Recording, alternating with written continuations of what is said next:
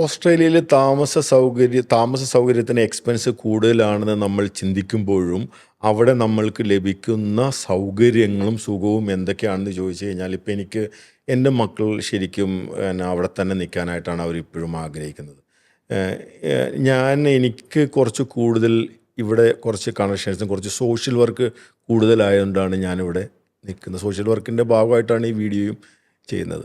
അപ്പോൾ ഞാൻ മനസ്സിലാക്കിയെടുത്തോളം അവിടെ ലിവിങ് എക്സ്പെൻസ് കൂടുതലാകുമ്പോൾ തന്നെ അവിടെ സാലറിയും കൂടുതലാണ്.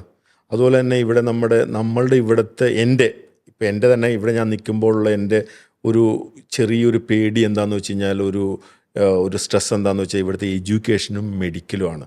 ഒരു മനുഷ്യൻ്റെ കുറച്ച് കാലഘട്ടത്തേക്ക് എഡ്യൂക്കേഷനും അവൻ്റെ ജീവിതാവസാനം മൊത്തം മെഡിക്കലും ഒരു സ്ട്രെസ്സായിട്ട് നിൽക്കും. ഓസ്ട്രേലിയനെ സംബന്ധിച്ചിടത്തോളം അങ്ങനെ അതിനൊരു സ്ട്രെസ്സ് ചെയ്യേണ്ട ആവശ്യം ഇല്ല.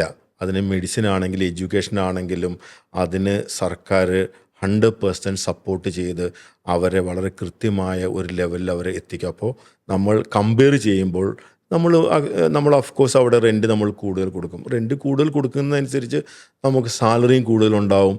എങ്ങനെയൊക്കെ നോക്കിയാലും ഇതിൽ നിന്നെല്ലാം നമുക്ക് കുറച്ച് പൈസയൊക്കെ നമുക്ക് സേവ് ചെയ്യാനും പറ്റും.